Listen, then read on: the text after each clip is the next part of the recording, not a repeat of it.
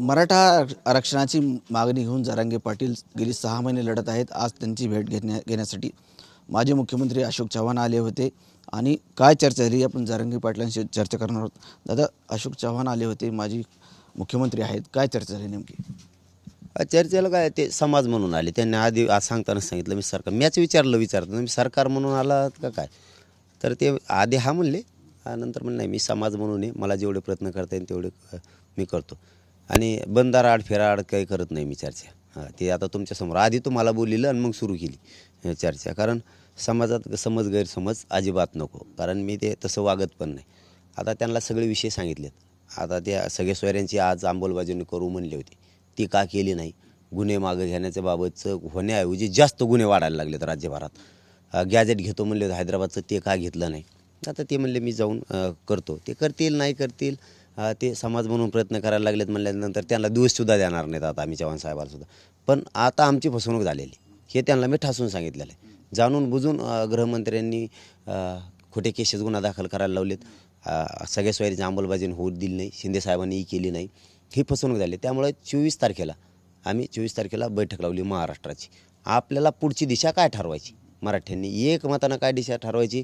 महाराष्ट्रातले सगळे साखळी उपोषण करते, आमरण उपोषण करते, स्वयंसेवक ज्यांनी सभाचे आयोजन केले होते ते आयोजक नियोजक सगळे, रॅल्या काढल्या होत्या त्याचे आयोजक नियोजक आणि मराठा समाज, वकील डॉक्टर शिक्षक अभ्यासक यांनी सगळ्यांनी 24 तारखेला अंतरवली यायचं। आपण त्या ग्राउंडवरतीच मोठा मंडप टाकून तिथं प्रचंड मोठी महाराष्ट्राची महासभा घेऊन आपण पुढची दिशा काय, आपली तर फसवणूक झाली, आता सुट्टी नाही, हे त्या साहेबांना सुद्धा सांगितलं मी। एका दिवस तुम्हाला माझा आवाजसुद्धा बाहेर येत असेल, सुट्टी नाही, आता सुट्टी नाही। तुमची आमची फसवणूक केली, आमच्या लेकरांचं तुम्ही मुर्दा पाडायचं काम केलं, कारण आता कॅबिनेट होती, त्या कॅबिनेटमध्ये काहीच निर्णय घेतला, गॅजेट घेऊ शकला नाही साधे, तुम्ही गुन्हे मागं घेऊ शकला नाही, तर सगळ्या सोयऱ्यांची लांबणी करायची काहीच गरज नाही तुम्हाला।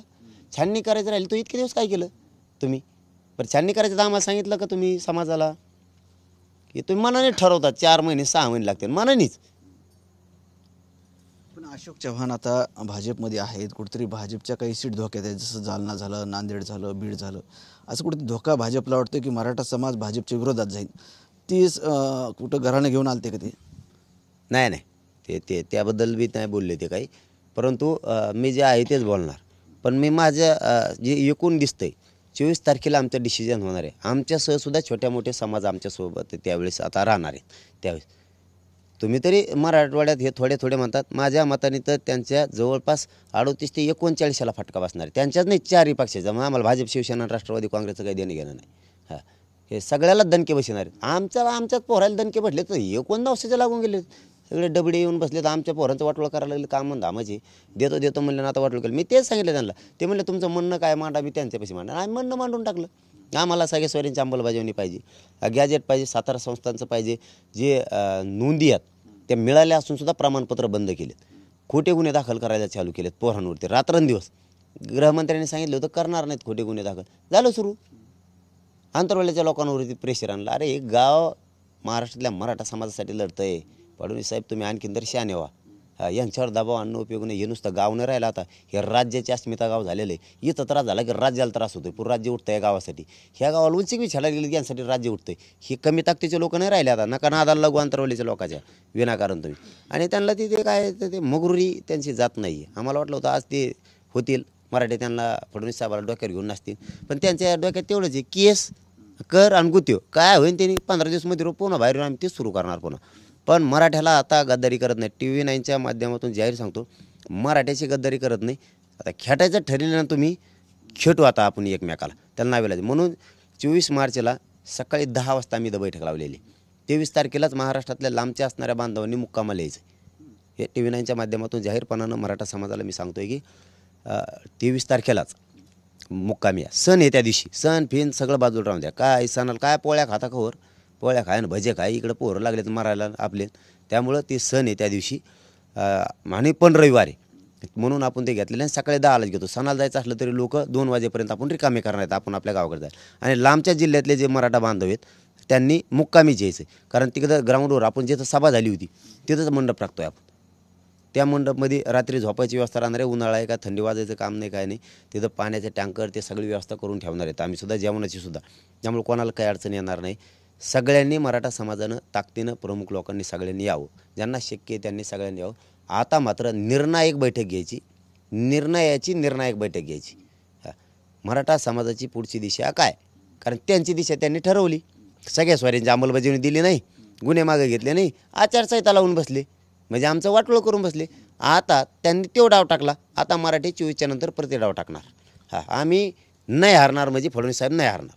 आता अशोक चव्हाण साहेब सरकारमध्ये आहेत आणि आता जी चर्चा झाली तुमची त्याबद्दल काही मुख्यमंत्री किंवा उपमुख्यमंत्री यासोबत ते चर्चा करणार आहेत का? तुमचं काय बोलणं असेल ते सांगणार आहेत का? हो, हा म्हणलेत ते, मी त्यांना सांगणार आहेत म्हणे, पण मी समाज म्हणून काम करायला आलो आहे म्हणे, सरकार म्हणून नाही.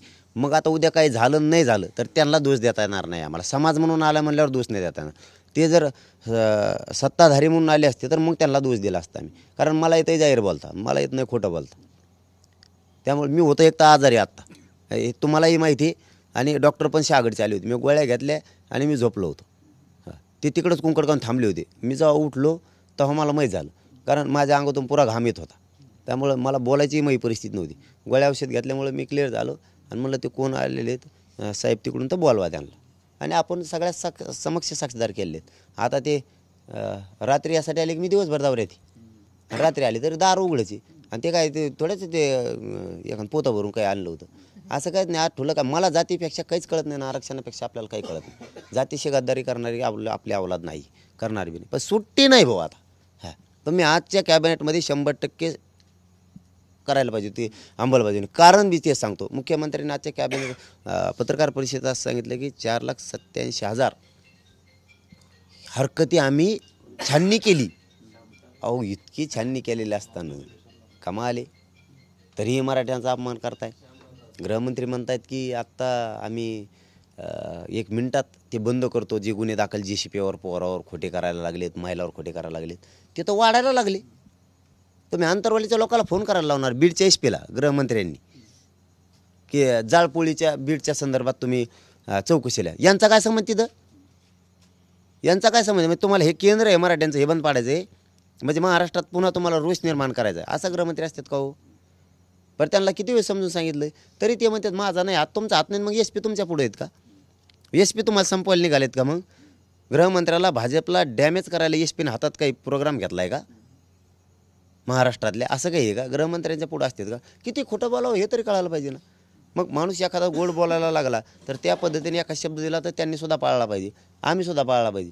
एक कोण सांगायचं नाही नाही नाही ते माझं कामच नाही आहे, मी लगेच सांगतो त्यांना, आणि त्यांचा तर रट्टा सुरूच आहे, दणका चालूच आहे, बंदच नाही केसेसचा. मग SPच भाजपला आणि गृहमंत्र्याला डॅमेज करायला निघालेत का? गृहमंत्र्याच्या पुढं नाहीत का? असं कुठं होतं का? हे डाव लक्षात येते सगळ्यांना सगळं कळतंय. आमच्या जामीन रोखून धरणं हे सगळ्यांना सगळं कळतं. आता बघू 24ला निर्णायक मराठा समाजाची बैठक होणार, तुकडा पाडणार आहे, निर्णायक तुकडा पाडणार. नेमकं काय असणार आहे? असणार 24ला. तुम्ही बघा, आता आम्हाला सहनशीलतेच्या समाजाच्या पलीकडे समाजाशी चर्चा करून समाजानं आम्ही ठरवणार, एकच भूमिका आणि सगळ्यांचं एक मत, बस एक भूमिका एक मत आम्ही पक्का करणार आहेत. काय करायचं असं नाही, अंदाजे नाही, उगा हे करायचं, कोणी म्हणतं ते फॉर्म भरणं, कोणी म्हणतं ते करायचं, कोणी म्हणतं हे नाही. एक मतावर विषय 4-5 समोर ठेवायचे आम्हाला समाजाच्या, आणि परफेक्ट प्लॅनिंग त्याच्यावर करून जे करायचं ना ते एक जीवन करायचं, आणि मराठीची काय ताकद आहे ही दाखवायची. खरं तर आता निवडणूक लागलेली आहेत, काही मराठा समाज वेगळं आंदोलन करणार आहे त्याच्यामध्ये? नाही नाही, वेगळं नाही. आता 24ला ठरवणार आता आम्ही काय करायचं. आमचे कार्यक्रम तर सुरूच आहेत. आम्हाला अशी होती ती, आता देवेंद्र फडणवीस साहेबांना आमच्याशी कायदेरी खेटायला ठरवलं, मग मराठ्यांनी कायद्याने खेटावं लागणार आहे आता, म्हणून मराठ्यांनी प्रोग्राम आणलेलाच आहे. आणखीन त्याला काही 2-4 जॉईंट बसतील आणखीन, म्हणजे आणखीन त्याला बळीन.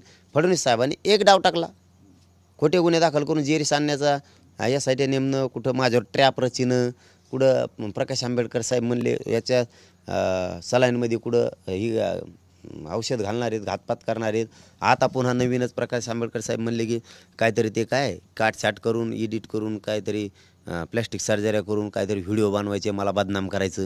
म्हणजे असं काय, हे असले चाळे फडणवीस साहेबांनी करण्यापेक्षा गोडी गुलाबीने हे विषय काढले पाहिजेत. कशाला तुमचा ITCL आणि FTCL कामाला लावता? कामात मी बदनाम होत नसतो, मला माहिती मी काय आहे ती. मी माझ्या समाजापासून 1 इंच लांब जात नाही साहेब, तुम्हाला सुट्टी बी देत नाही. 24ला बघू आता. समाज आणि तुम्ही समोर समोर येतात. आम्ही कायद्याने खेळतो आता. गेल्या 6 महिन्यापासून आंदोलन चालू आहे. आज तुम्ही उपमुख्यमंत्री देवेंद्र फडणवीस असतील किंवा तुम्ही, तुमच्यामध्ये कुठेही सरळ चर्चा झाली नाही. कुठेतरी अशोक चव्हाण आले आणि चर्चा भविष्यात होणार आहे का दोघांना आरक्षण बाबतीत? आता काय होणार आहे, आता आचारसंहिता लागली. आमचा जे बुक्का लावायचा आम्हाला ते लावलाय त्यांनी. पंढरपूरला जाऊन आले ते का कोण असे ते फडणवीस साहेब त्यांनी लावला आम्हाला बुक्का. आता मराठ्यांचा बुक्का बघा मग कसा आहे, सुगंध बी आहे आणि जाणं बी आहे. आता बरोबर आता कार्यक्रमच आहे. आता ऊस तोड नको. धन्यवाद. नक्कीच ही होती मनोज जरांगे पाटील यांनी लवकरच मराठा समाजाची बैठक घेऊन जे मराठा समाजाचं आरक्षणाचं आंदोलन आहे त्याबाबत वेगळी भूमिका घेणार असल्याचं यावेळी जरांगे पाटील यांनी सांगितलं आहे. कॅमेरामॅन अमित आडेसह संजय सरोदे, TV9 मराठी, आंतरवाडी सराटी, जालना.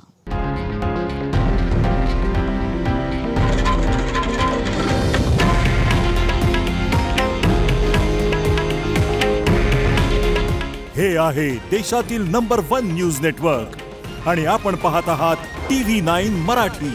काळजी तुमची, हित महाराष्ट्राचं.